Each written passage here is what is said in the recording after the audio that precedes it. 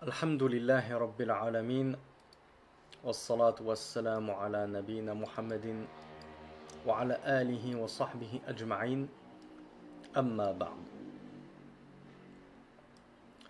On se retrouve pour le cours d'aujourd'hui avec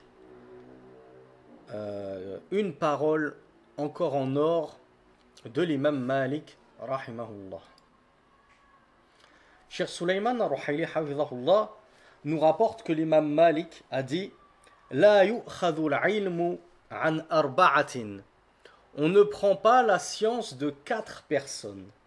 Safihin yu'alinu as-safah wa in kana arwa an-nas. Un idiot qui affiche son idiotie quand bien même il serait le plus rapporteur des gens. Quelqu'un qui rapporte beaucoup de hadiths, les propos des salafus salih, etc.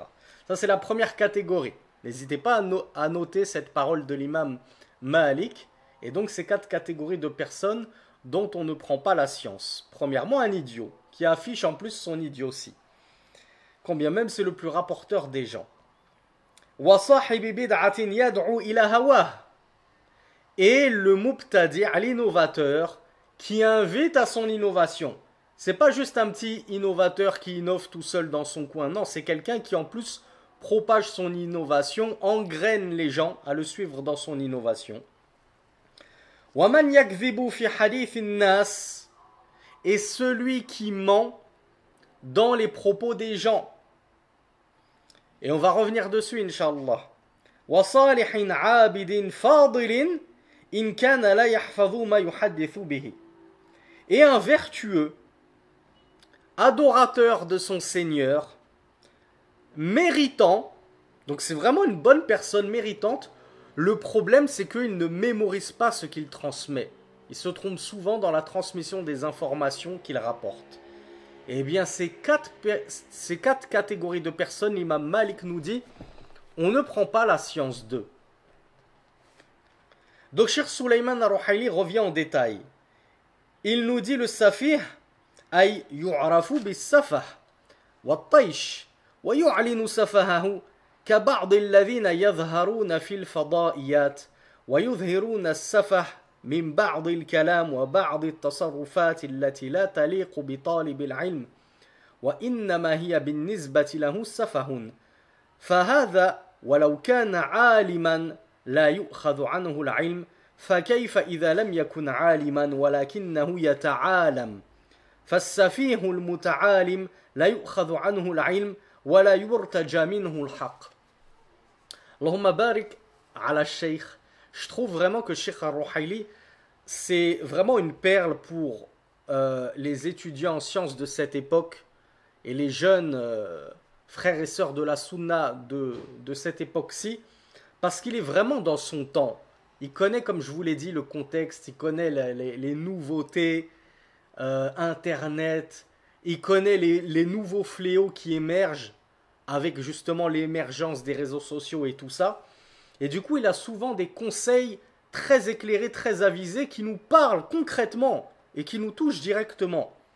Le cheikh, en commentant cette parole de l'imam Malik vis-à-vis de l'idiot et du stupide qui affiche sa stupidité, il nous dit, comme ceux qui apparaissent sur Al-Fada'iyat, de base, c'est les chaînes télévisées. Mais vous êtes d'accord que ça vaut également et plus encore pour les réseaux sociaux. Ce qui à mon époque, c'était surtout via le câble, le satellite qu'on suivait les savants.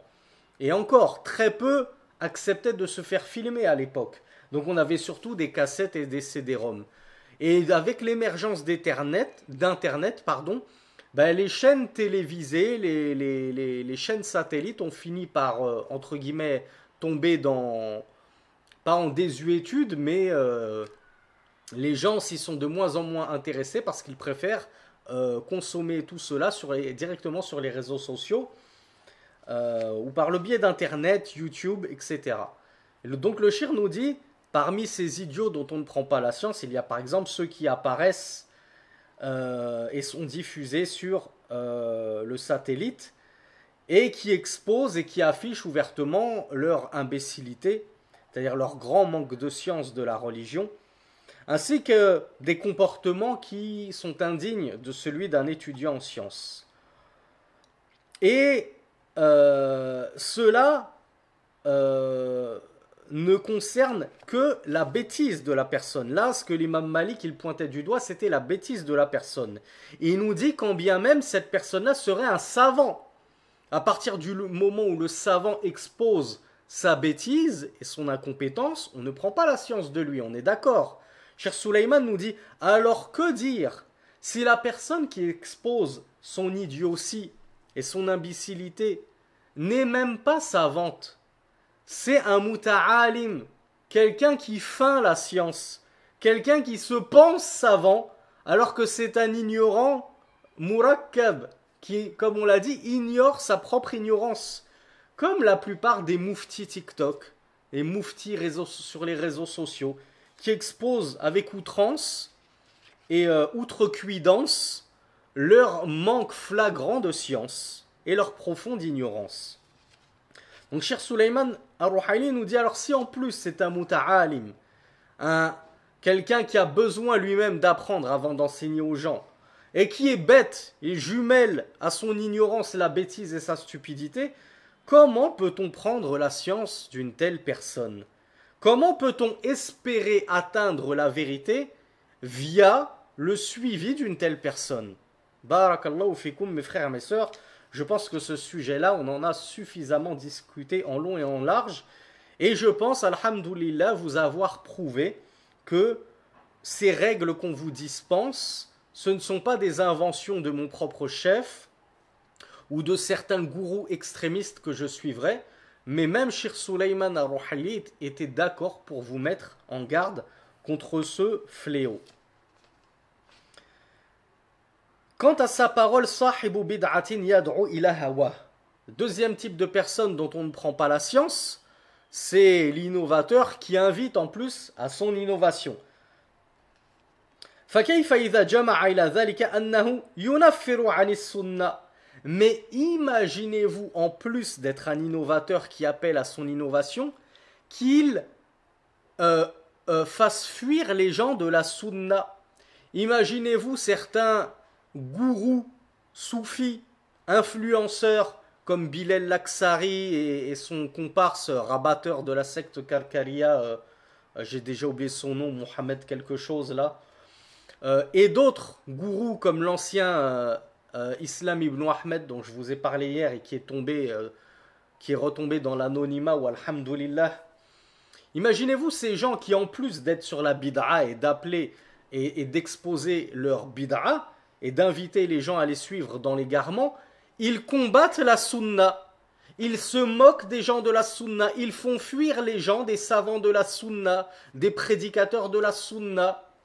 Ils font fuir les gens du tawhid originel, orthodoxe, authentique, pour les amener à une compréhension fallacieuse de ce que c'est que le véritable monothéisme, et pire encore, pour les amener à une fausse compréhension du polythéisme, afin de leur faire croire que, après tout, aller se frotter sur des tombes pour chercher la baraka des occupants de cette tombe, il n'y a aucun mal qu'invoquer comme ça des aoulias dans leur tombe, il n'y a aucun mal, et que ce n'est pas du polythéisme, etc.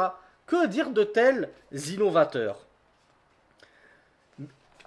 Ces innovateurs sont réellement en train d'inviter à leur passion et font fuir les gens de la sunna du prophète sallallahu alayhi wa sallam. Et cela est encore pire que le simple innovateur qui repose sur son innovation sans pourtant détourner les gens du droit chemin et les éloigner de la vérité et de la sunna. Ni même de celui qui invite à la bid'a sans pour autant faire fuir les gens, par exemple, de la salafiyya. Faire fuir les gens de la vérité, du minhaj ou haq, n'ayons pas peur de le dire, le minhaj de vérité. Il invite certes à sa bid'a, mais en même temps il ne va pas essayer de faire des pseudo-mises en garde contre le groupe sauvé. Donc il n'y a rien de pire que l'innovateur qui en plus fait fuir les gens de la vérité et du groupe sauvé. Et quel châtiment terrible l'attend au jour dernier, et on demande à Allah de nous préserver de tomber dans un tel égarement, d'appeler au faux tout en faisant fuir les gens de la vérité.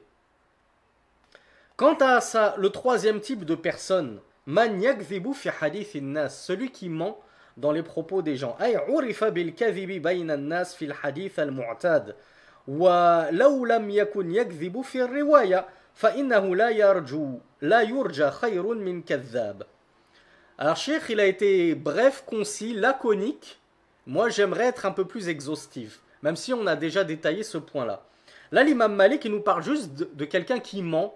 Cheikh Suleiman nous dit, c'est-à-dire dans ses propos habituels, usuels. C'est quelqu'un qui est connu pour être un menteur, hein, on le sait. On le connaît, on le fréquente, on le voit à l'école, on le voit à la fac, on le voit au boulot, on le voit au sport.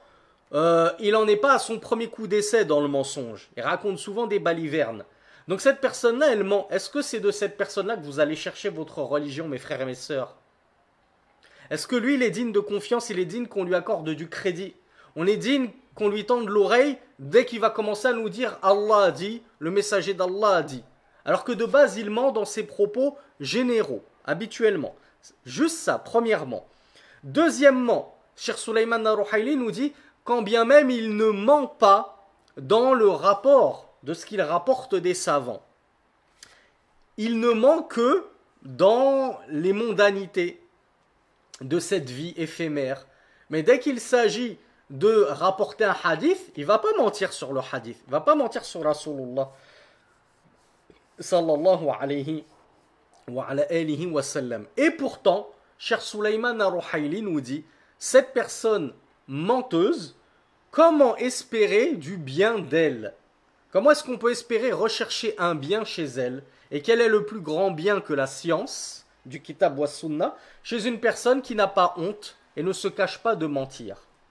Alors, troisième et dernier degré par rapport à cela, et c'est là que je voulais approfondir, enfin je ne vais pas trop approfondir parce que ça a déjà été approfondi, mais que dire, mes frères et mes sœurs, d'un prédicateur qui est connu pour mentir, et il ment sur d'autres frères prédicateurs qu'il n'aime pas, donc il n'a pas honte de les calomnier, d'aller jusqu'à calomnier leurs épouses, calomnier sur leur niveau d'études, sur leur diplôme, comme malheureusement, enfin comme heureusement, walhamdulillah, j'en ai fait les frais, mais je dis heureusement parce que ça m'a apporté un paquet de hasanat, walhamdulillah.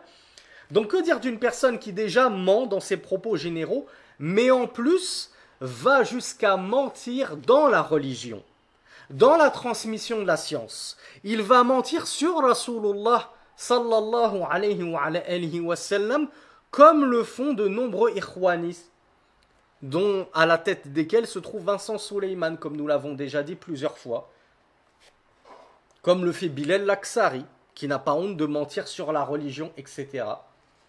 Est-ce que une telle personne qui pousse si loin le mensonge qu'elle est capable de vous inventer une vie au prophète sallallahu alayhi wa sallam qu'il n'a jamais eu, tout ça pour défendre ses passions qu'est le fait que il ne faut pas faire d'alliance et de désaveu envers les croyants et contre les mécréants. Non, on doit tous se donner la main.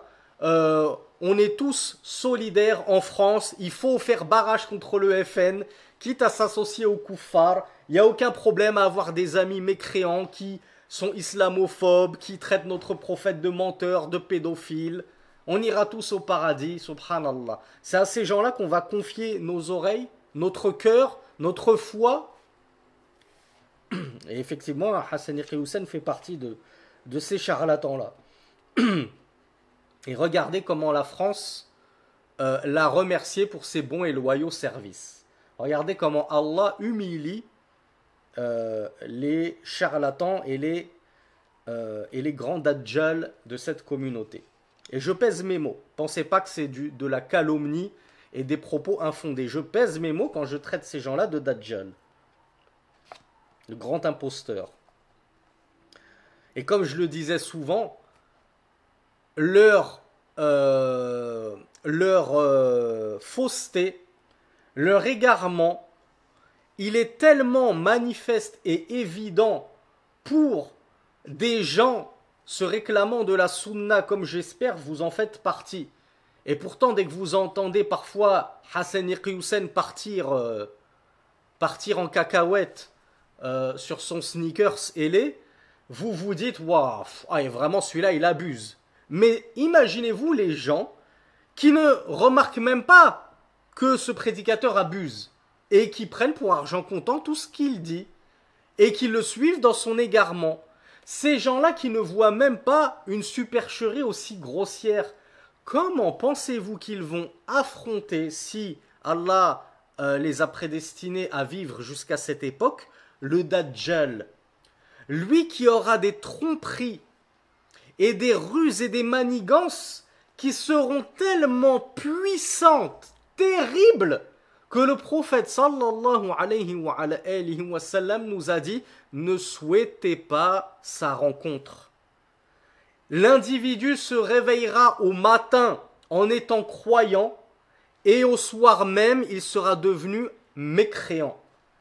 Tellement la propagande et la da'wa du Dajjal sera pernicieuse, vicieuse, remplie de shubuhat et d'ambiguïté, que même celui qui croyait avoir une foi solide va se faire prendre dans les filets du Dajjal. Toi, tu as déjà un tel niveau de foi et de science faible que tu n'arrives même pas à percevoir le vrai du faux dans la bouche de charlatans tels que Iqiyusen, Bajrafil, Ousmane Timera, etc. Comment tu veux ensuite affronter le Dajjal et être prémuni de sa tentation qui sera, comme l'a dit le prophète sallallahu alayhi wa sallam, la plus grande tentation que l'humanité ait jamais connue. D'où le fait qu'il nous ait enjoint, après chaque prière ou à la fin de chaque prière, avant de clôturer totalement la prière, de chercher refuge contre 4 choses. Et l'une de ces 4 choses, c'était de rechercher refuge contre la tentation du Messie imposteur. Qu'Allah nous en préserve. Qu'Allah nous préserve de son mal à lui, et qu'Allah nous préserve du mal de ces prédicateurs imposteurs qui lui ouvrent la voie et qui lui déroulent le tapis rouge. Et enfin, le 4e et dernier type de personne dont on ne prend pas la science, c'est une personne qui pourtant est vertueuse, nous dit l'imam Malik. Adoratrice d'Allah subhanahu wa ta'ala, il fait de la prière de nuit, il fait du jeûne, il donne des aumônes. Rajulun fadilun, vraiment un homme plein de mérite. Le problème, c'est que fidiyan lakinnahu la yahfadhu ma yuhaddithu bihi. Le problème, c'est qu'il ne mémorise pas ce qu'il transmet de religion.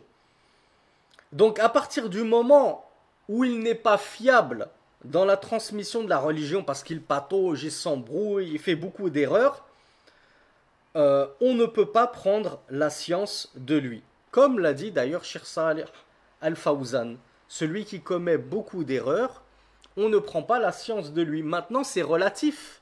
Qu'est-ce que ça veut dire commettre beaucoup d'erreurs? Il y a des gens, ils vont écouter 500 cours, 700 cours d'un prédicateur. Ils vont lui trouver 10 erreurs, dans laquelle la moitié c'est des lapsus, hein, c'est ma langue à la fourchée, j'ai dit ça au lieu de dire ça, alors que dans le contexte on avait tous compris la chose. Oh, mise en garde contre un tel, il fait beaucoup d'erreurs, on ne prend pas la science de celui qui fait beaucoup d'erreurs. Mais comment raisonnaient les grands savants? Les grands savants dont l'imam al-Zahabi, qui compilait ses biographies de grands savants, il disait il a fait telle et telle et telle erreur, et on espère que ces quelques erreurs sont noyées dans l'océan de bonnes choses qui étaient correctes qu'il a rapportées. Donc c'est le ratio qu'on regarde. C'est pas il a fait 10 erreurs sur 10 ans de da'wa. 10 erreurs sur 10 ans de da'wa, ça fait un ratio de 1 erreur par année. Mais même les grands chouyours, ils font des erreurs. Il y en a un fanfaron, Bilal al-Laksari, le fanfaron, il reproche à un talib ilm, à un étudiant, d'avoir fait 1 ou 2 fautes dans la langue arabe lorsqu'il a lu un hadith sans les shakl, sans les ashkal, donc il n'y avait pas les harakat. Et cette personne-là, c'est moi. Je vais aller au bout de la transparence. J'ai lu un hadith, j'ai dit « ka » au lieu de « qui ». Bon, une erreur. Son propre shir, j'ai vu une vidéo tout à l'heure, il y a quelques heures, de Fawzi Al-Karkari, qui nous a fait une erreur pire que cela. C'est une erreur niveau CP dans la langue arabe. Mudaf, mudaf ilayhi. Et je sais plus qu'est-ce qu'il a dit exactement. Et le mudaf ilayhi, au lieu qu'il l'ait prononcé maksour, il l'a prononcé marfou'. Donc au lieu de dire hi, il a dit hu. Une erreur de débutant dans la langue arabe. Est-ce que Bilal al-Laksari, il va dire que son shir n'est pas fiable, n'est pas compétent parce qu'il a fait une erreur de débutant dans la langue arabe? On fait tous des erreurs. Les savants font des erreurs. Combien de savants, je ne l'ai pas entendu faire des grosses fautes dans la langue arabe? Est-ce qu'on est là à dresser des comptes? Il a fait 10 fautes, lui il en a fait 12, lui il en a fait 15. C'est sur la globalité. Donc une personne qui se trompe très souvent et qui en même temps il produit peu, c'est problématique. Mais quelqu'un qui fait 10 fautes, 15 fautes, 20 fautes, prenez notre frère Mohamed Woura, qui sait qu'il lui arrive à la cheville dans le monde francophone en termes de productivité. Moi, à côté de lui, je parais pour un amateur. Et pourtant, je crois que j'ai 700 cours sur YouTube, en toute modestie. Mais regardez Mohamed Woura, et s'il se trompe quelquefois, qu'est-ce que c'est que ces quelques erreurs dans l'océan de cours qu'il a donné? Et quand on parle de cours, que ce soit Mohamed Woura ou moi, ou d'autres personnes de notre acabit, qui donnent des cours d'1 heure, 1 heure et demie, parfois 2 heures. C'est pas quand on vous dit 700 cours, des petits cours de 5 minutes, des petits rappels TikTok de 2 minutes, parce que tout le monde peut les faire, les 700 vidéos, si c'est des petits rappels de 2 minutes. Mais 700 cours d'1 heure chacun, sur 700 heures à avoir écumé toute la da'wa du frère Sami, du frère Woura, du frère Minhaj Droit, etc., t'as trouvé que 3-4 erreurs à nous rapporter et tu fanfaronnes et ça te suffit pour mettre en garde la personne. Donc, barakallahu fik, il n'y a aucun, barakallahu fikoum, il n'y a aucun juste milieu, généralement chez les gens, de l'extrême, de l'abus et de la bid'a. Donc l'imam Malik nous dit, celui qui transmet la religion, quand bien même c'est une personne pieuse, à partir du moment où la yahfaz, donc il fait vraiment beaucoup d'erreurs, et il transmet beaucoup d'erreurs dans la transmission de la science, on ne prend pas la science de lui. Cheikh Sulaiman al-Ruhaili, de conclure en nous disant, que dire alors de celui qui va réunir à lui seul ces 4 caractéristiques? Alors, quelle est cette personne? On va voir si vous avez retenu. Qui est cette personne qui va réunir à lui seul ces 4 caractéristiques? Je ne vous dis pas de me citer des noms. Je vous dis, récapitulez-moi ces 4 caractéristiques. La personne idiote, elle n'a vraiment aucune sagesse, c'est vraiment pas quelqu'un qui a la lumière à tous les étages, qui en plus est un innovateur, qui appelle à son innovation, qui ment, quand il parle, il ment, et imaginez-vous si en plus il ment sur la religion, et qui en plus a une très mauvaise mémoire, il est défaillant à chaque fois qu'il, souvent, dans ce qu'il rapporte, il se trompe. Ça peut lui arriver de se tromper quasiment dans chaque cours qu'il dispense. Il se trompe dans un hadith, il se trompe dans un verset, et cela à chaque fois. Bah lui vraiment, comment est-ce qu'on peut encore lui concéder le moindre crédit et prendre la science de lui?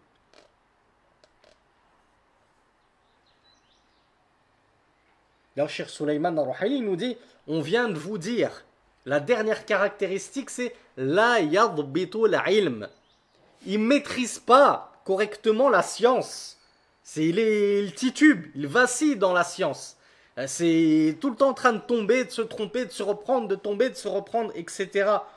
Il nous dit, comment quelqu'un qui titube dans la science, on va justement prendre cette science de lui? Je reprends l'exemple du mécanicien. Il fait tout le temps des boulettes dans la mécanique et il te bousille ta voiture plus qu'autre chose. Comment on va chercher à réparer son moteur, sa voiture, chez une telle personne?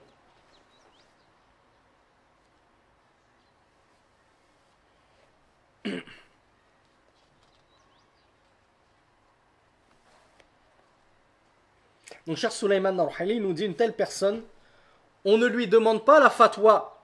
On ne va pas aller sur son réseau social en lui disant, Akhi, j'ai une question pour toi, est-ce que tu peux me répondre? Et on lui pose sa question. Et on ne va pas attribuer à l'islam et à la vérité ses paroles à lui et ses réponses à lui. Eh, le frère, il a dit ci et ça, ben c'est comme ça, dans notre religion, c'est halal. J'ai interrogé Reda Zer, il m'a dit que c'était halal, donc c'est halal. J'ai demandé à Ilm Nour, elle m'a dit que c'était haram, donc c'est haram.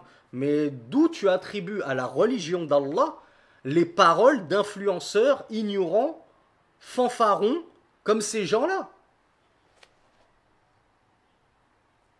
Donc encore une très belle phrase qui touche directement au minhaj de la part de l'imam Malik, dont vous le remarquez de plus en plus, je pense, j'espère que vous me le confirmerez, à quel point l'imam Malik est très très loin du minhaj des pseudo-malikites d'aujourd'hui, ceux qui se réclament malikites tout en étant ash'ari, soufi, ikhwani, etc. Et vous voyez à quel point, étrangement, l'imam Malik est très très proche des savants salafis contemporains, Ibn Uthaymin, Al-Albani, Fawzan, Ibn Baz, Rabi' al-Madkhali, dont on vous mettant en garde. Mais finalement, l'imam Malik, là, avec toutes ces paroles-là, il serait pas bien plus proche de Rabi' al-Madkhali plutôt que de Nader Abou Anas et je ne sais qui? Vous voyez, mes frères et mes sœurs, quand on étudie la science consciencieusement, avec les bonnes personnes, avec les bonnes références, et là je ne parle pas de moi, je parle de Shir Suleiman Ar-Ruhaili, et de son livre en l'occurrence, regardez comment tout devient plus clair, comment les ambiguïtés dans notre esprit se dissipent toutes seules, naturellement. Mais ceux qui, malheureusement, se sont perdus dans des instituts d'égarement, et comme je l'appelle des centres de déformation, eh bien jamais il ne leur sera clarifié le vrai du faux, jusqu'à ce qu'ils sortent de ces centres d'égarement et de déformation pour retourner auprès des véritables savants et de leurs étudiants en sciences. Et n'oubliez jamais de remercier Allah subhanahu wa ta'ala abondamment pour vous avoir guidé à cela. Alhamdulillahi alladhi hadana li hadha wa ma kunna linahtadiya lawla an hadana Allah. Louange à Allah qui nous a guidés à cela, ce minhaj de vérité. Et nous n'aurions su être guidés si ce n'était par la guidée d'Allah subhanahu wa ta'ala. On aurait su démêler le vrai du faux et atterrir sur le droit chemin si ce n'était par la guidée d'Allah subhanahu wa ta'ala. C'est lui qui nous a placés sur cette voie de vérité. Donc alhamdulillah, ô combien nous lui en sommes reconnaissants lorsque nous voyons tout autour de nous les gens plongés dans l'égarement, dans l'innovation, dans l'hérésie, et finir embrigadés dans des sectes pas possibles, jusqu'à finir dans des sectes de clowns farceurs. Donc comme je vous le dis, l'égarement, il saute aux yeux, il est manifeste. Un enfant de 5 ans, tu lui montres les danses apocalyptiques de Bilal Laksari et son compagnon Mohassousi, déguisés en clown arlequin dans la mosquée. Un enfant de 5 ans, il sait que ça, c'est le suivi du diable et non pas le suivi du prophète sallallahu alayhi wa sallam. Mais vous avez des gens qui ont bien plus que 5 ans. Ils ont 40 ans, 50 ans, ils sont censés avoir atteint la plénitude de la raison et de la sagesse, et ces gens-là les suivent aveuglément dans l'égarement. Donc on demande à Allah Azza wa Jal de nous préserver pour toujours de l'égarement et de nous maintenir sur ce chemin de vérité. Après avoir connu la vérité par la grâce d'Allah subhanahu wa ta'ala, cela n'est pas une fin en soi, ce n'est pas une finalité. Le but, c'est de cheminer jusqu'à sa rencontre, jusqu'à la rencontre d'Allah sur cette vérité.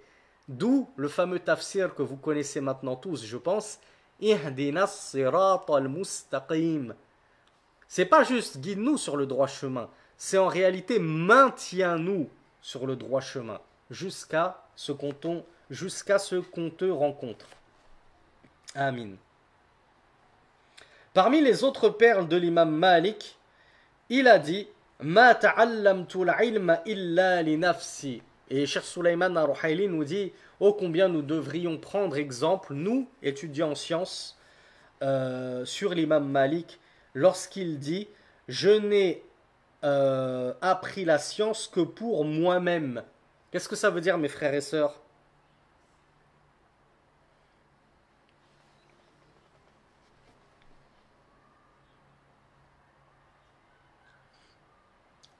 C'est quoi le mafhoum al-mukhalafa? Qu'est-ce qu'on doit en comprendre par opposition?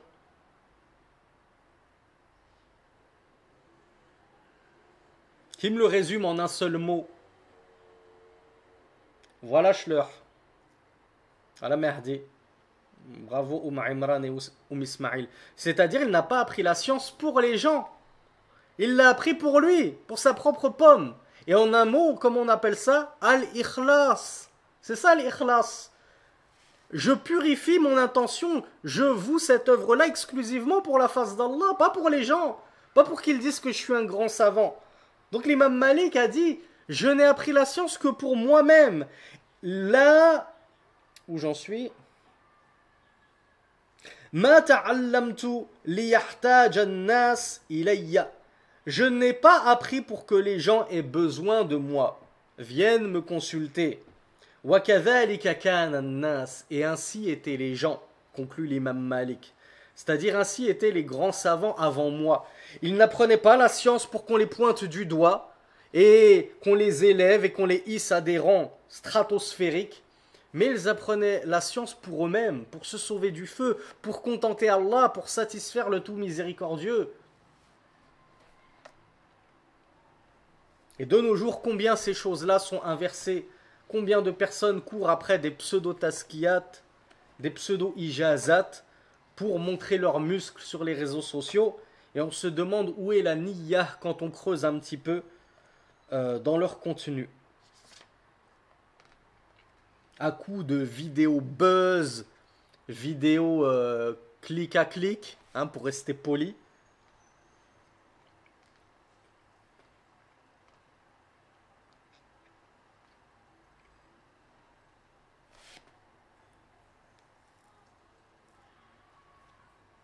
Et cher Sulaiman Ar-Ruhayli, de nous rappeler que une fois que tu as acquis la science pour toi et que tu as bien profité des savants, alors ensuite, bien entendu, et comme l'a fait l'imam Malik lui-même, nul grief à ce qu'ensuite tu en fasses profiter les gens, mais toujours en surveillant ton ikhlas, en surveillant ton intention.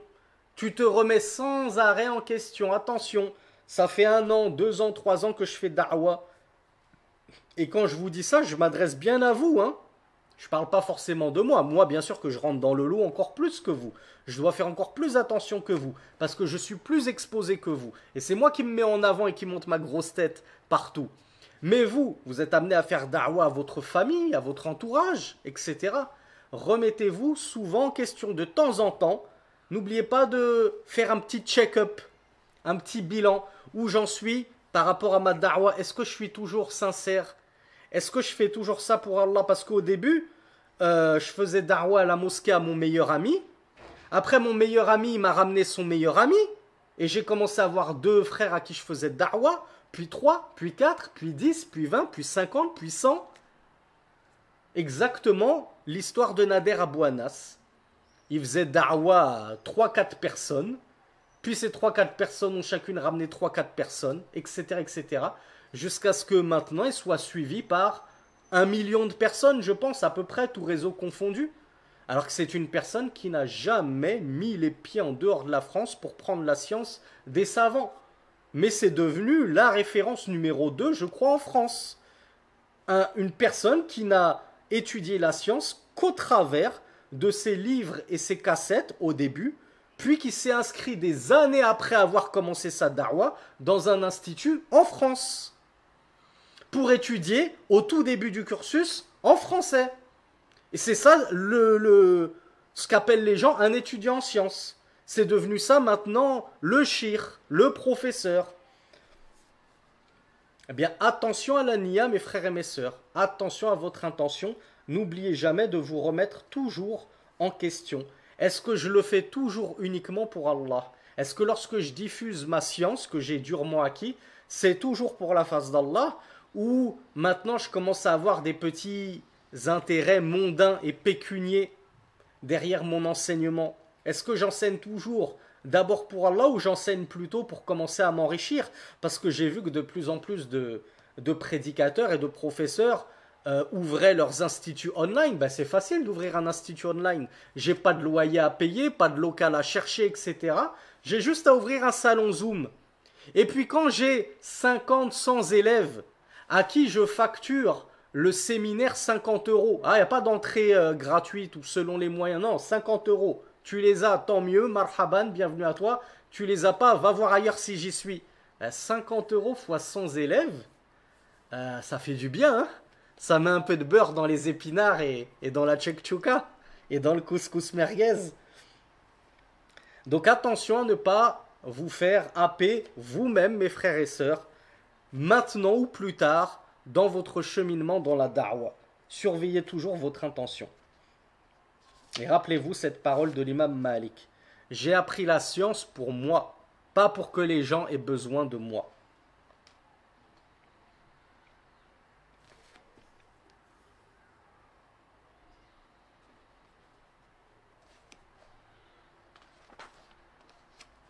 Alors,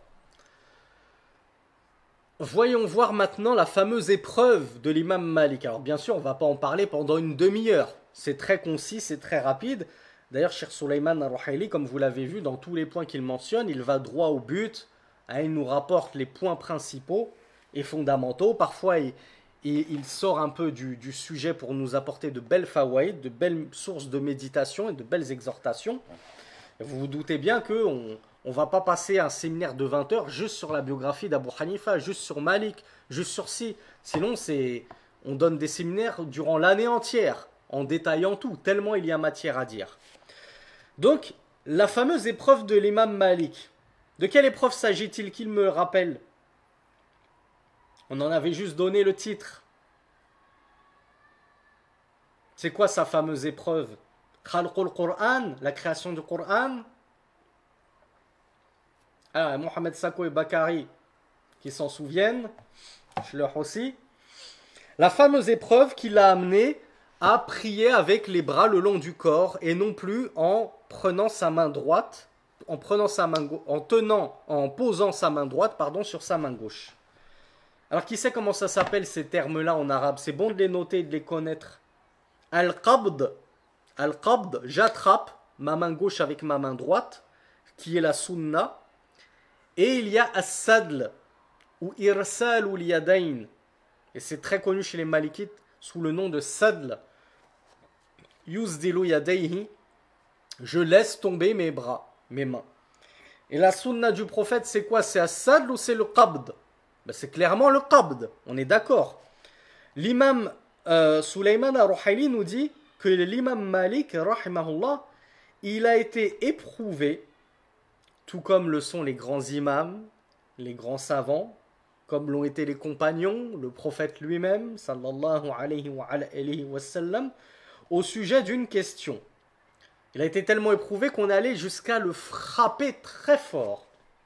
Ce qui a provoqué justement un certain handicap de sa main, au point que Cheikh Sulayman al-Ruhaili nous dit que lorsque l'imam Malik voulait se lever de sa chaise, il était obligé de prendre sa main avec son autre main. Il n'arrivait même pas à la déplacer tout seul. Il était obligé de porter sa main avec son autre main tellement il était devenu impotent de l'une de ses deux mains.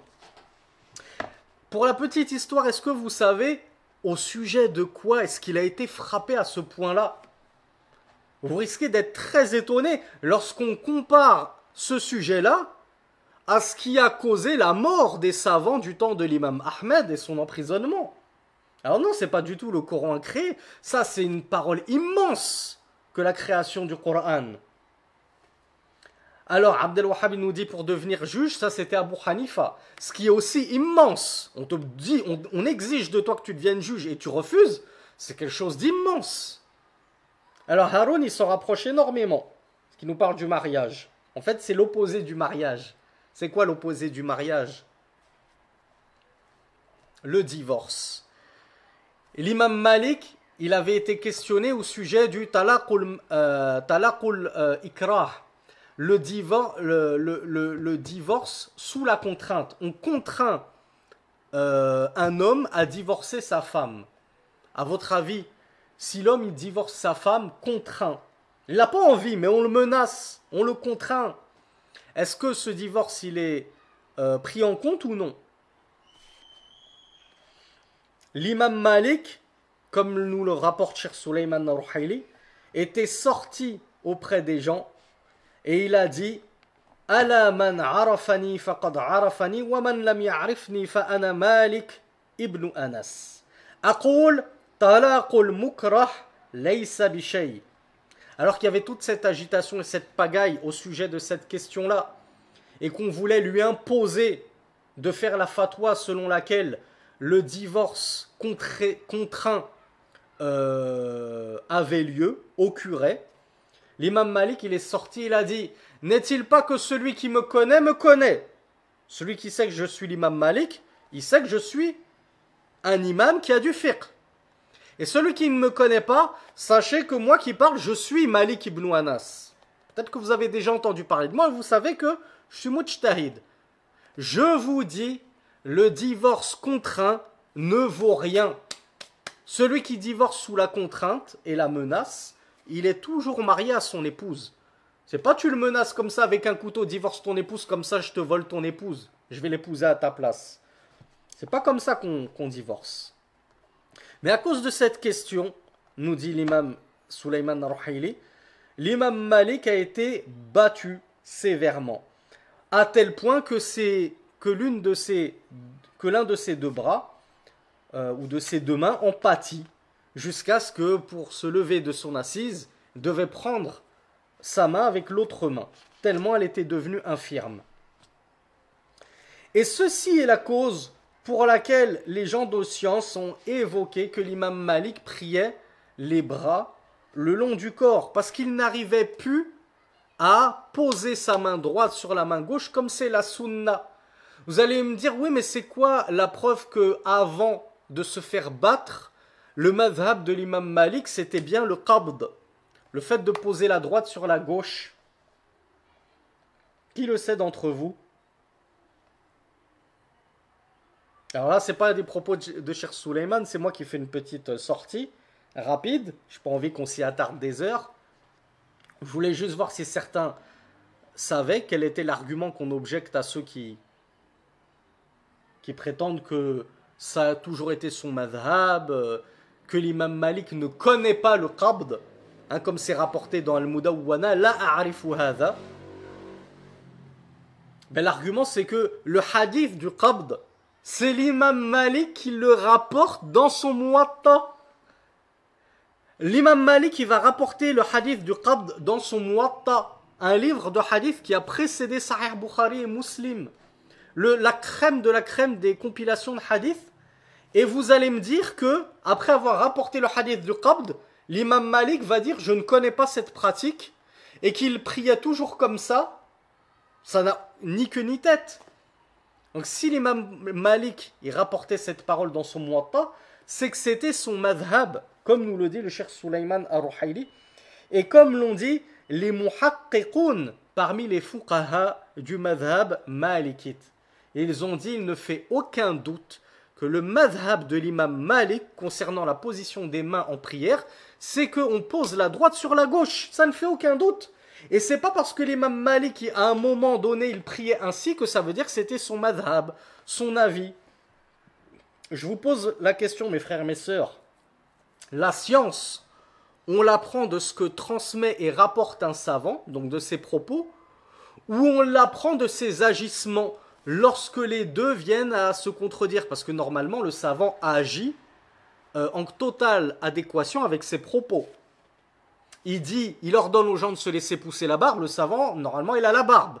Un savant qui ordonne de se laisser pousser la barbe, mais qui en même temps se rase. Au final, on suit quoi? On suit ce qu'il nous enjoint de faire et ce qu'il nous rapporte du prophète sur la barbe, ou on va l'imiter lui, on va se raser nous-mêmes parce que ouais, mais le cheikh il se rase, donc on a le droit de se raser. Qu'est-ce qui prime? Ce qui prime, c'est ce qu'il rapporte. Et d'ailleurs, cela vaut même pour le prophète sallallahu alayhi wa sallam. C'est une question d'usul fiqh.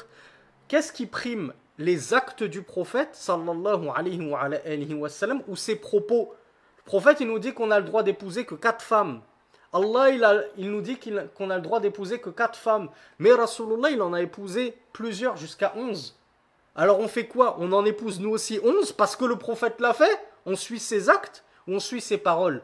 Lorsqu'il semble il y avoir contradiction et opposition entre les actes et les paroles, ce qui prime, c'est la parole, c'est pas l'acte. Donc, de la même façon, quand bien même Malik priait comme ça, admettons qu'il l'aurait prié comme ça toute sa vie, même si c'est pas vrai. Il ne priait pas comme ça toute sa vie, il l'a fait suite à cette épreuve qui l'a rendu infirme. Eh bien, même si l'imam Malik priait ainsi, on suit sa parole et ce qu'il nous a rapporté du prophète sallallahu alayhi wa sallam concernant le qabd, et on ne va pas suivre son acte et son agissement. Il y a Al-Qadi Abdul Wahhab, qui est mort en 422, parmi les muhaqqiqun, les grands vérificateurs et les grands savants du madhab, qui ont secouru le fait que le qabd, c'est bien ça l'avis correct du madhab maliki, comme Ibn Abdil Barr, dont nous avions déjà parlé.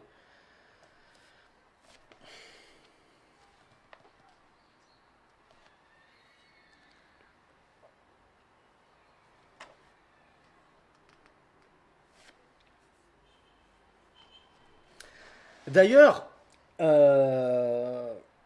y a eu autre chose. Alors il y a Ahlam qui me demande est-ce que le sadl est une innovation. Déjà, on va dire que ceux qui prient en sadl, leur prière elle est valide, elle est correcte, il n'y a aucun mal.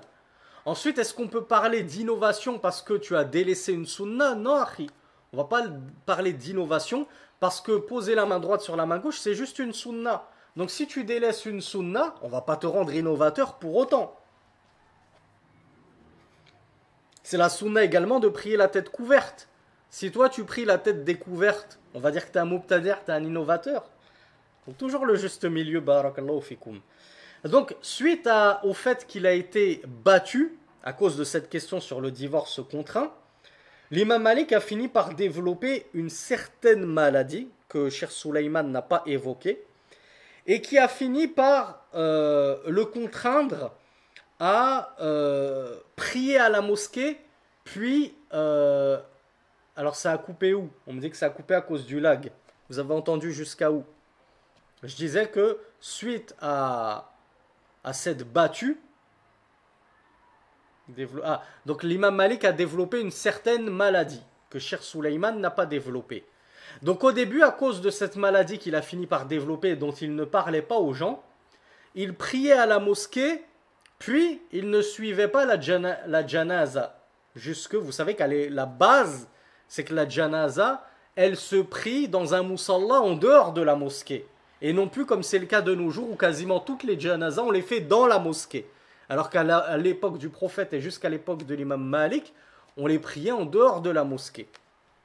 Donc l'imam Malik, à cause de sa maladie, rentrait directement chez lui après la prière. Il suivait même plus la janaza, alors que vous connaissez tous le mérite de suivre la janaza, la prière mortuaire, la dépouille funéraire, le convoi funéraire.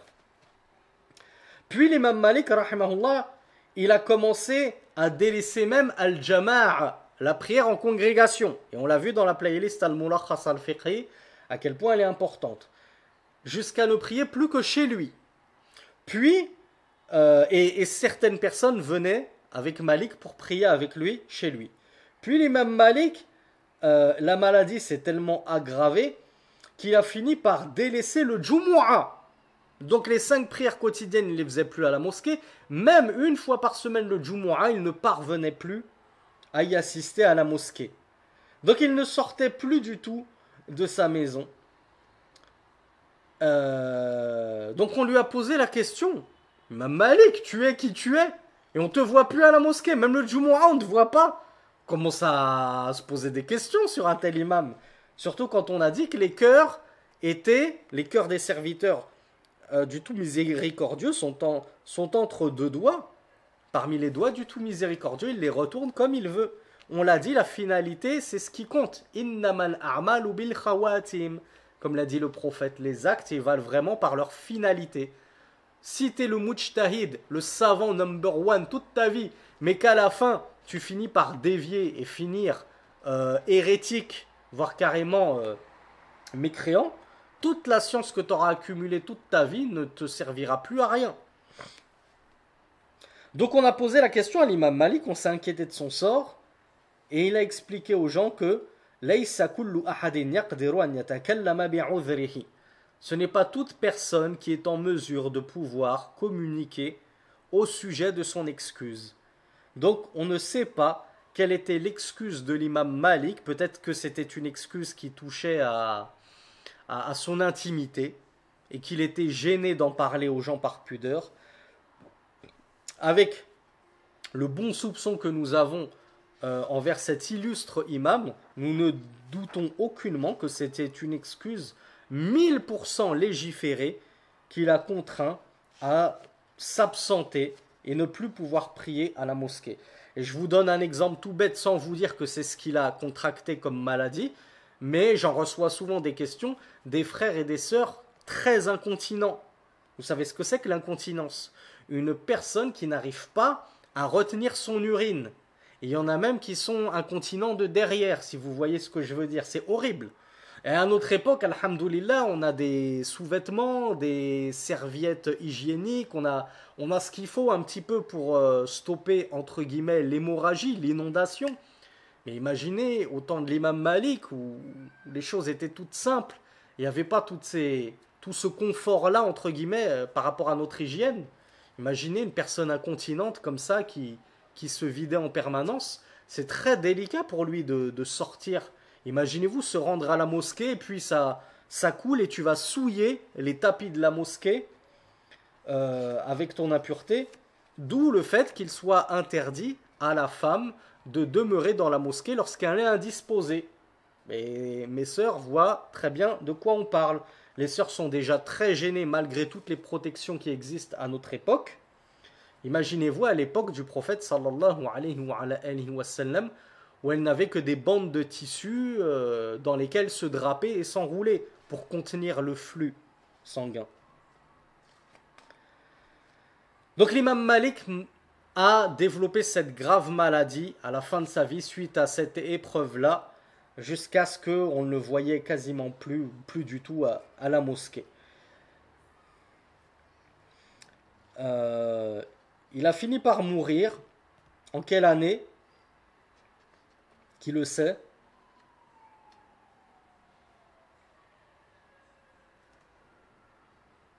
Alors, Cheikh Souleymane Al-Ruhaili de nous préciser que malgré cette épreuve-là et ce qui est arrivé à l'imam Malik et le fait qu'au final il avait dû délaisser la mosquée pour les prières, ce n'est pas ce qui l'a fait baisser dans l'estime des gens, ni des contemporains de son époque. Parmi les grands savants, tous continuaient de le révérer, de le respecter à sa juste valeur et de le considérer comme l'un des plus grands savants de son époque.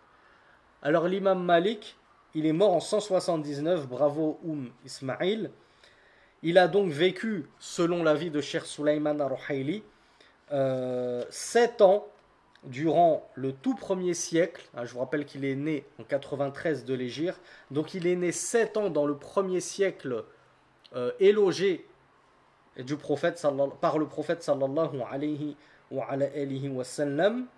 Puis 79 ans au cours du second siècle, qui a aussi été élogé par le prophète sallallahu alayhi wa sallam. Donc selon cet avis-là, il a vécu totalement dans les trois premiers siècles des pieux prédécesseurs, et donc il fait totalement partie des pieux prédécesseurs selon cet avis-là.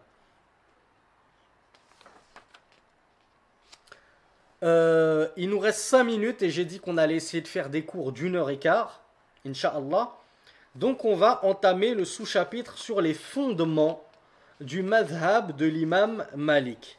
Et plus précisément, on va plus précisément développer 3 sous-fondements qui sont connus comme étant les fondements de l'imam Malik, comme si d'autres savants que lui n'avaient pas adopté les mêmes fondements. Alors que Cheikh Souleymane Al-Ruhaili nous dit d'autres savants avaient adopté ces fondements-là. C'est juste que l'imam Malik, il faisait particulièrement, il en faisait recours, c'est comme ça qu'on dit, il y avait particulièrement recours, et donc il a été connu comme le savant de ces fondements-là, mais ce n'est pas lui qui les a inventés, et ce n'était pas lui qui en avait l'apanage. Donc déjà, qui peut me citer, quel champion qui va me citer les 4 grands fondements de notre religion. C'est-à-dire sur quoi se basent nos usul, nos fondements dans la religion pour dire ça c'est haram, ça c'est halal. Qu'est-ce qu'on prend? Essayez de me les donner dans l'ordre.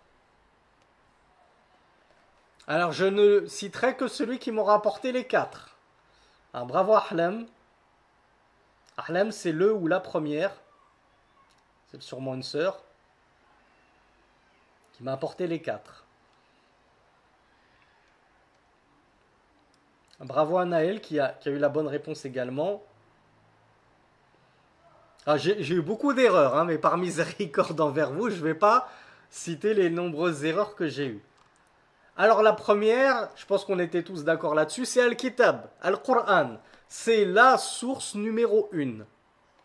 Ensuite vient la sunna du prophète sallallahu alayhi wa sallam, et bien évidemment la sunna authentique. On va pas prendre des hadiths inventés et se baser dessus. Quant au hadith faible, là mériterait d'en dédier un séminaire entier sur est-ce qu'on prend les hadiths faibles ou non. Donc la sunna en second plan. Troisièmement, al-ijma'. Alors comment on traduit déjà al-ijma'? Je sens que je vais encore en perdre. Voilà, ça n'a pas manqué. On ne traduit pas par consensus, on traduit par l'unanimité. On traduit encore moins par majorité, mes frères. Majorité, c'est al-jumhur. Et le consensus, savez-vous ce que ça signifie consensus en langue française? Allez, pour une fois, je vous autorise à vous détourner du cours et à googliser. Tapez sur Google consensus. Rapportez-moi la première définition qu'on vous donne. Allez, qui est le premier qui va me l'apporter, la définition? Non, apportez-moi la définition du petit Robert ou du Larousse. Pas votre définition à vous.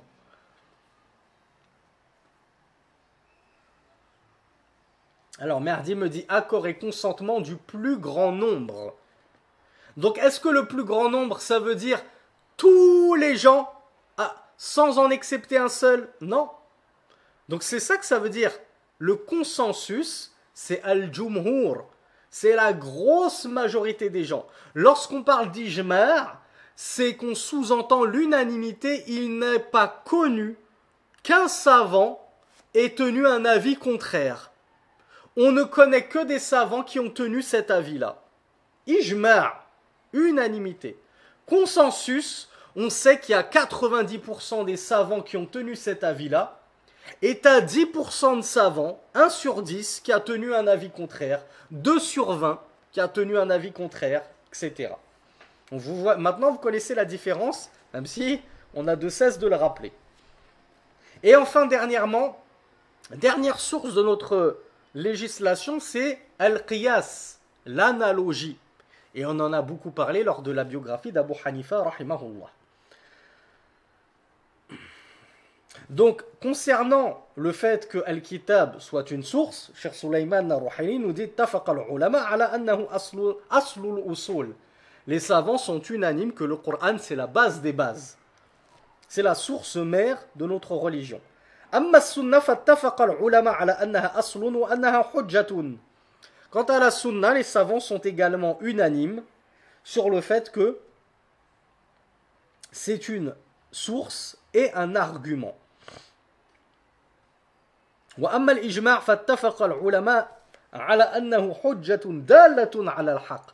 Quant à l'ijma', l'unanimité, les savants sont unanimes sur le fait que l'unanimité des musulmans et des savants des premiers siècles, bien sûr, comme l'a expliqué Cheikh al-Islam Ibn Taymiyyah, c'est pas parce qu'au 4e siècle, tu vas avoir un marginal qui débarque de nulle part et qui va dire non, en fait, moi je suis pas trop d'accord, hein.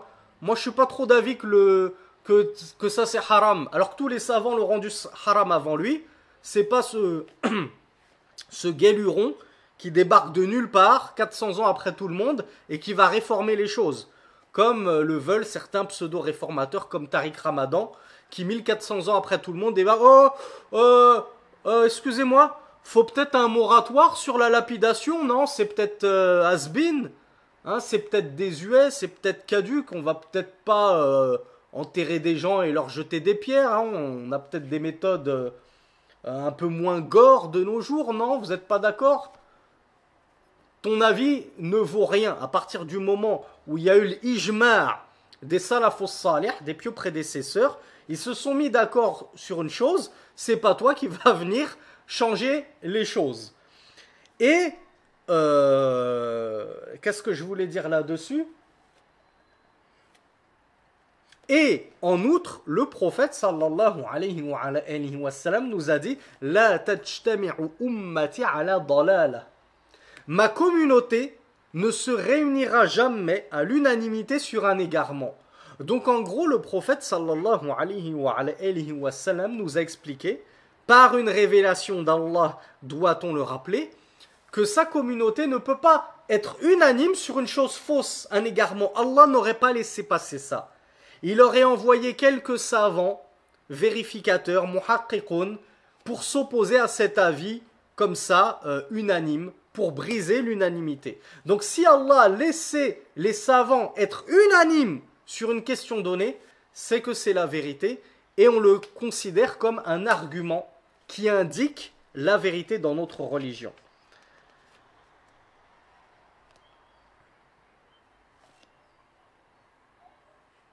وأما القياس فمتفق عليه وإن خالف فيه من خالف من المتأخرين زمنا عن السلف. Et quant au qiyas, l'analogie, pareil, les savants sont unanimes sur le fait que c'est une preuve qu'on prend en compte bien sûr le qiyas qui est bien utilisé. Un qiyas qui remplit les conditions de l'analogie. Et non pas comme l'avait dit l'imam Abu Hanifa, qu'est-ce qu'il avait dit déjà? Qui nous le rappelle? Il est où Adam là, le grand Hanafite? Qu'est-ce qu'il avait dit au sujet de certains qiyas?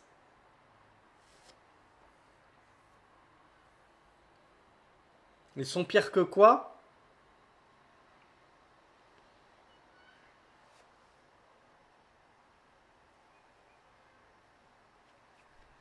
Il n'avait pas dit ils sont pires que les excréments. J'avoue que moi-même j'ai un trou, vous voyez. J'ai tellement fanfaronné que moi-même j'ai oublié. Abu Hanifa il avait dit certains qiyas sont pires que, je sais plus s'il avait dit les excréments. Il y a Altair qui me dit la mort. Je crois pas que c'est ça. Je crois pas que ce soit la mort. Bon, Adam, il botte en touche là. Il n'y a pas de Hanafite parmi vous? Personne n'a pris la note? Quoi qu'il en soit, on voit que même Abu Hanifa nous expliquait que uriner dans la mosquée, bravo Abdel Wahhab, c'était ça. C'est pire que uriner dans la mosquée. Donc on le voit que le qiyas, oui c'est un fondement, encore faut-il qu'il soit correct et judicieux et bien utilisé. Quand bien même certains savants postérieurs ont commencé à remettre en cause le qiyas et à estimer que ce n'était pas un fondement de notre religion. Qui a été l'un des premiers à le rejeter? Qui s'en souvient?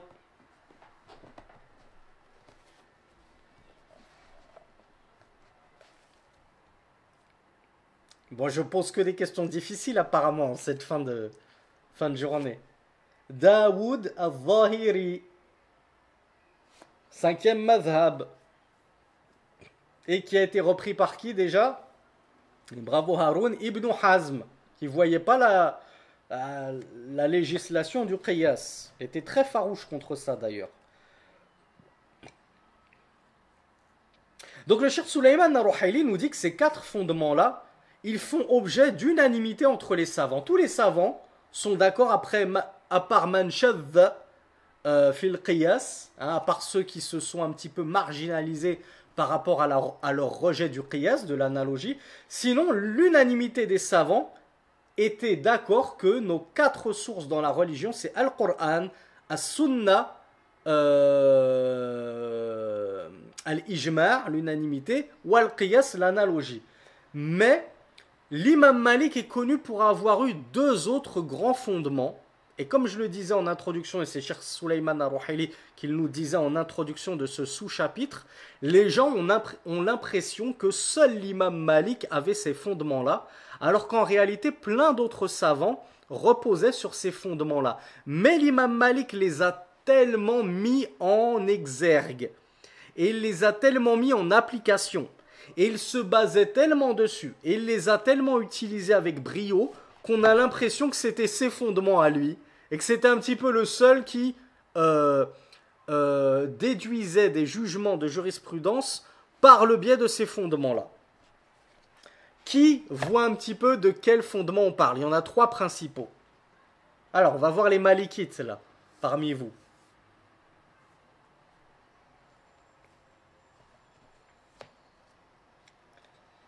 Bon, je suis sûr que vous en connaissez au moins un sur les trois. Alors, bravo Naël. Alors, Naël, il m'a parlé de la pratique des gens de Médine. Qui a un deuxième à m'apporter? Donc, Naël, en arabe, ça se dit Amalu Ahlil Madina. Pratique des gens de Médine. Qui a le deuxième à m'apporter? Alors, je vais vous amener à trouver la bonne réponse par vous-même, en vous illustrant avec un exemple. La zina, la fornication, c'est haram, on est tous d'accord. Toucher une femme, pour un homme, toucher une femme étrangère, c'est interdit ou pas? Ou c'est autorisé qu'un homme touche une femme étrangère et vice-versa? Oui, c'est interdit. Est-ce qu'en réalité, ça a été interdit pour soi-même, pour l'acte en lui-même? Ou bien ça a été interdit parce que ça conduit petit à petit à d'autres interdits qui, par effet de boule de neige, vont amener à la zina, à la fornication. Bravo Bakary. Bakary qui nous dit n'approchez pas de la fornication. Donc tout ce qui va amener au péché, tout moyen, toute voie qui amène à la transgression au haram est elle-même haram. Elle est elle-même interdite. En vertu de quel principe, mes frères et mes sœurs? En vertu de ce fondement qui s'appelle Saddu Dhara'i'. On ferme les portes, on ferme les voies qui mènent à l'illicite. Et ça, c'est un fondement que l'imam Malik a beaucoup usé, bien que, en vous donnant cet exemple, que je vous ai illustré avec le fait qu'un homme et une femme ne doivent pas s'isoler dans la même pièce, on va même pas parler de toucher, juste s'isoler dans la même pièce. Tu vas me dire, mais je fais rien de haram, je suis seul comme ça, dans le cabinet dentaire de ma dentiste, et je suis seul avec elle comme ça, on fait rien. C'est juste, on parle. C'est un examen où on parle seul avec ma psychologue. Allez, parce que le dentiste va devoir amener à te manipuler. Je vais chez une psychologue, je m'assois sur le divan. Je ne suis pas en train de vous envoyer chez les psychologues. Moi, je suis l'un des plus farouches opposants aux psychologues. Parce que on soigne ces problèmes mentaux avec la religion, avec le boost de la foi. Al-Kitab wa Sunna. Ça résout tous les problèmes. Augmente ta foi, tu n'auras plus de problèmes dans le ciboulot. C'est pas en allant voir une psy qui va te parler de Freud et de je ne sais qui que ta vie va aller mieux. Je ferme la parenthèse. Je m'enferme comme ça dans le cabinet de ma psychologue. Et je fais que lui parler.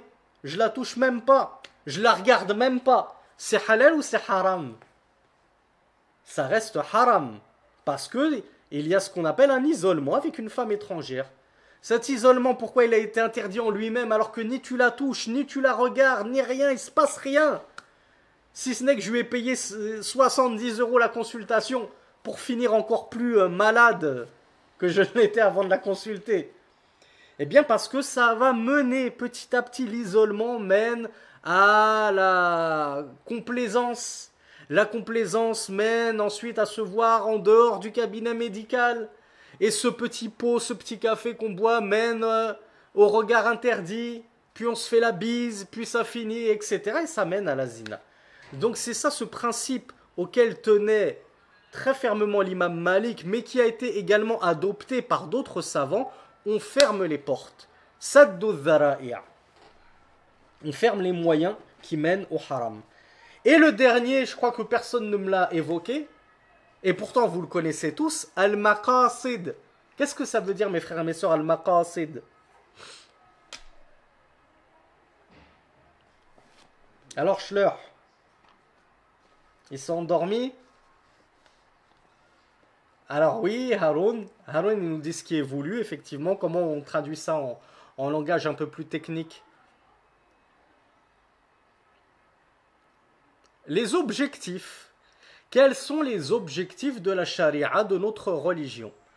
Donc l'imam Malik regardait quel était l'objectif de cette interdiction.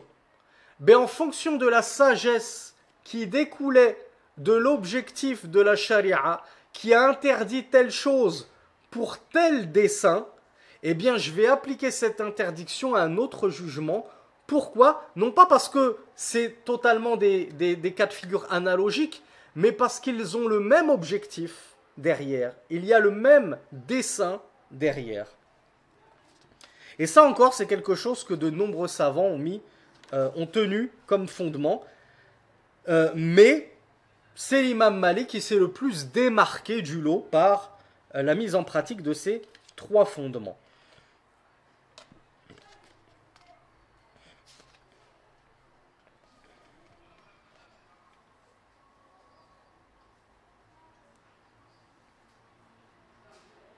Donc le Cheikh Suleiman al-Ruhaili nous dit le prophète lui-même. Alors, Cheikh Suleiman, il a très légèrement détaillé sur une page et demie. Donc lui-même, il l'a dit à la fin. Il a dit c'est pas le but, c'est pas de détailler les trois fondements. C'est pas un cours de usul fiqh, de fondement de la jurisprudence qu'on est en train de faire. C'est un cours de biographie. Donc il les a juste énumérés. Il a donné 2-3 détails. Et par rapport au saddu dhara'i', le fait de fermer la voie qui mène à l'illicite, donc on ferme les fenêtres, on coupe les moyens, on coupe les voies d'accès. Il a dit ça, c'est pas l'imam Malik qui l'a inventé, déjà le prophète sallallahu alayhi wa sallam faisait ainsi. Et moi je vous ai donné un exemple qui touchait à la zina. Mais Cheikh Suleiman al-Ruhaili nous disait, le prophète œuvrait beaucoup par ce principe-là, dans un domaine tout particulier. Lequel est-il? Qui voit dans quoi le prophète sallallahu alayhi wa sallam était tout particulièrement précautionneux? Bravo Mohamed Sako qui a dégainé très vite.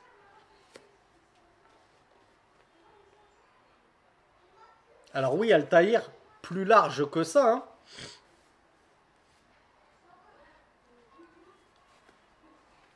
Cheikh Suleiman nous dit fi bab at-tawhid. Dans le cœur même de notre religion, le monothéisme at-tawhid, le prophète sallallahu alayhi wa sallam, pour couper l'accès au shirk, au polythéisme, n'a-t-il pas interdit des choses qui de base en elles-mêmes ne constituent pas vraiment du polythéisme? Moi, je vais dessiner un dessin d'un être doté d'âme. Hein, je dessine un truc de manga, un Sangoku, un Luffy, ce que vous voulez. Est-ce que le fait de dessiner un Sangoku, c'est du polythéisme en lui-même? Mais Rasulullah sallallahu alayhi wa sallam nous a défendu de dessiner tout être doué d'âme. Quand je dis dessiner, de forger. De forger, ça peut être une sculpture, etc. C'est même encore pire. Donc pourquoi? Parce que, qui nous rappelle la naissance du shirk sur terre, très brièvement? Bravo Ahlem. Bravo Bakari. Bravo Idriss. Bravo Ismaïl. La naissance du shirk sur terre, c'est lorsque le peuple de Nuh s'est mis à forger des statues, ou un peu avant, les gens avaient forgé des statues à l'effigie de personnes vertueuses, puis de génération en génération, le shaitan les a fourvoyés en leur faisant croire que ces statues, ce n'étaient pas de simples personnes, c'était des divinités. Donc Allah a suscité Nuh pour réformer sa umma, sa communauté, en leur disant attention, ce que vous êtes en train de faire là, c'est de l'adoration d'un autre qu'Allah. C'est soujoud, ces immolations, ces douas, tout ça c'est de l'adoration que vous êtes en train de détourner un autre qu'Allah pour des statues. Et ces statues-là, vous êtes en train d'en faire des divinités. Vous en avez fait des dieux. Donc, Rasulullah sallallahu alayhi wa sallam a fermé toutes les voies qui pouvaient mener au polythéisme. Donc ça c'est très clair dans le domaine de la aqidah, nous dit le cheikh Sulayman al-Ruhayli, mais l'imam Malik en a beaucoup usé dans le domaine du fiqh. Parce que c'est un fondement très précieux.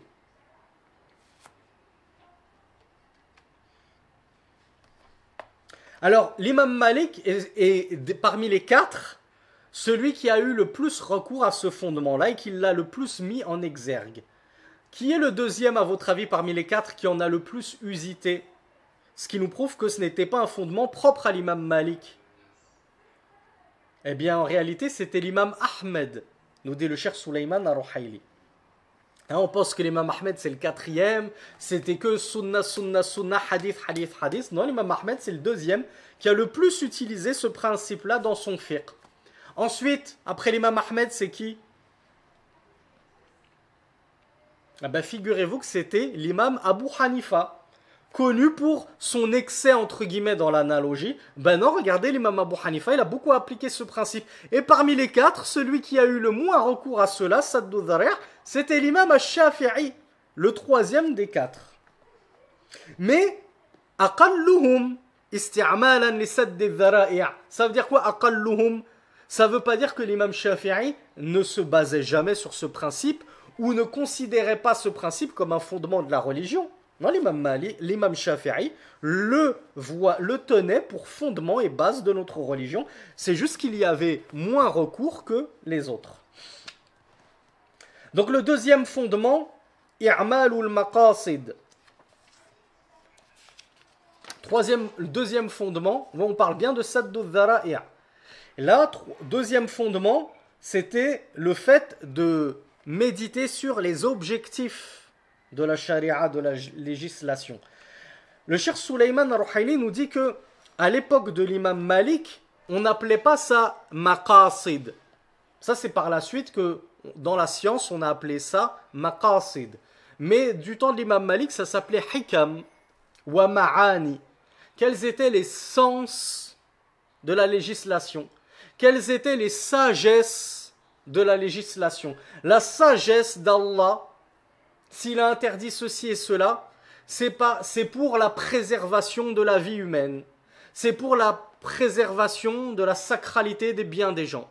Donc, au vu de la sagesse de cette interdiction, cette sagesse s'applique totalement dans tel autre cas de figure, eh bien on va appliquer ce jugement-là.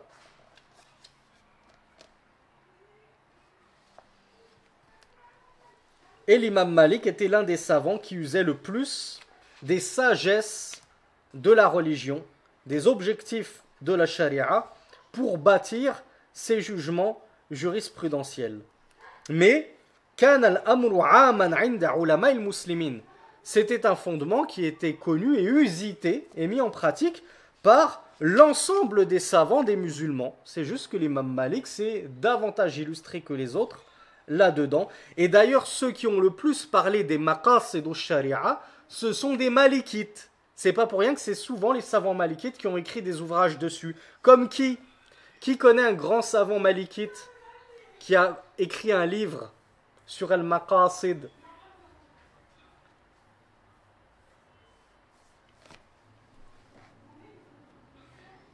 Personne? Ash-Shatibi, l'imam Ash-Shatibi, dans un livre d'usul fiqh.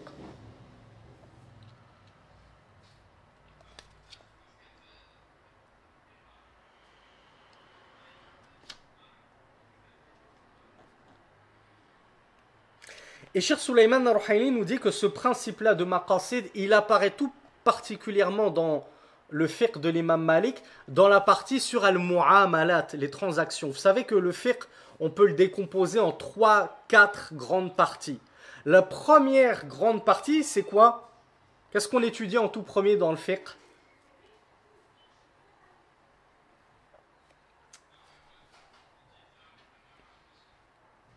Ouh là là, vous voyez pas du tout de quoi je parle là. J'ai pas une seule bonne réponse. Première grande partie, c'est ce qu'on appelle al-ibadat, mes frères et sœurs, les adorations. Donc, la purification, comme vous me l'avez exposé, mais pas que, ça c'est une sous-partie, la purification. Première grande partie, c'est qismul ibadat, le premier gros chapitre, les adorations, la purification, la prière, la zakat, le jeûne, le pèlerinage. Et certains ont fait rentrer al-jihad. Deuxième grosse partie, al-mu'amalat, les transactions, la vente, l'achat, la location, toutes ces choses-là. Il y a une troisième partie que les gens ont séparée, c'est fiqh al-usra. Le fiqh de tout ce qui concerne la famille, le mariage, le divorce, toutes ces choses-là. Et en quatrièmement, al-qada, tout ce qui concerne le jugement, les serments, etc. Donc il y a 4 grandes parties. Eh bien, dans le deuxième gros morceau qui constitue généralement le plus gros du fiqh, hein, je vous le dis tout le temps, la partie sur les adorations, tu prends n'importe quel livre de fiqh, généralement c'est la partie la plus concise. Je parle dans les moutoun. Dès que tu vas prendre les shuruh, les explications, tan'akisu al-umur. Souvent les savants, ils ont plus développé les adorations que al-mu'amalat. Mais la partie sur la transaction, c'est le plus gros du fiqh. Et c'est là-dedans qu'apparaît très clairement l'usage de l'imam Malik des maqasid. C'est quoi la sagesse de la charia? Préserver les gens de se faire arnaquer, de se faire voler, etc. Eh bien, il s'en est beaucoup basé dans son fiqh pour les mu'amalat.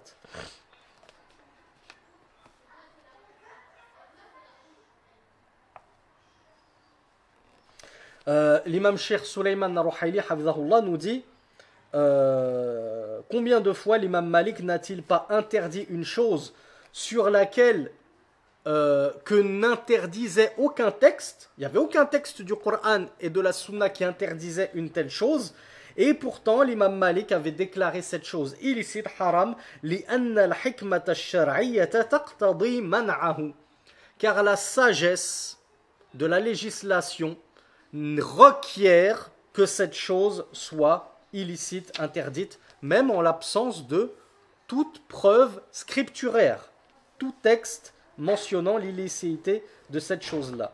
De la même façon que l'imam Malik pouvait autoriser une certaine chose et une certaine transaction, par exemple, car la sagesse de la charia n'était pas apparente au regard de son interdiction, quand bien même d'autres transactions qui ressemblaient étaient interdites.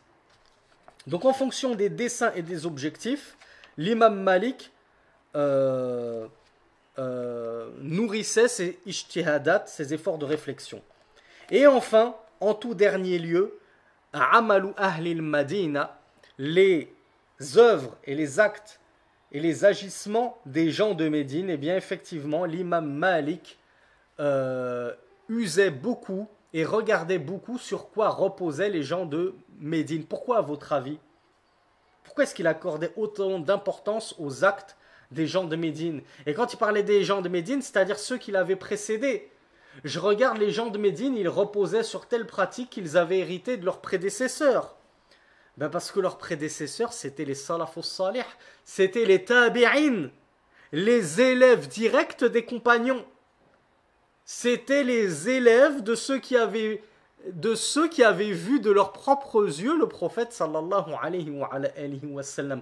Donc la pratique des élèves du prophète sallallahu alayhi wa sallam, elle signifie quelque chose de très important. Et quand on voit que les gens de la ville de Médine, qui étaient les élèves des compagnons du prophète sallallahu alayhi wa sallam, allaient globalement dans le même sens quant à telle pratique, eh bien l'imam Malik s'est dit forcément, cette pratique-là, elle a une base dans la sunna. Même s'il n'y a pas un texte qui le stipule clairement et manifestement, le fait que un si grand nombre d'habitants de Médine agissent ainsi prouve qu'ils le tiennent de quelque part. Et ils ne peuvent le tenir de nulle part autre que de la sunna du prophète Mohammed sallallahu alayhi wa sallam. Voilà pourquoi l'imam Malik se basait également beaucoup sur Amalu Ahlil Madina.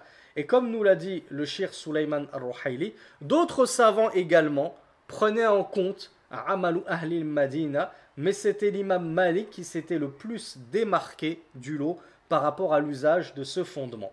On en a fini pour ce gros cours aujourd'hui sur l'imam Malik, walhamdulillahi rabbil alamin. Quant au cours de demain, bi'idhnillah, nous verrons quelle était l'éducation de l'imam Malik envers ses élèves rapprochés. هذا والله أعلم وصل اللهم على نبينا محمد سبحانك اللهم وبحمدك أشهد أن لا إله إلا أنت أستغفرك وأتوب إليك وآخر دعوانا أن الحمد لله رب العالمين والسلام عليكم ورحمة الله وبركاته.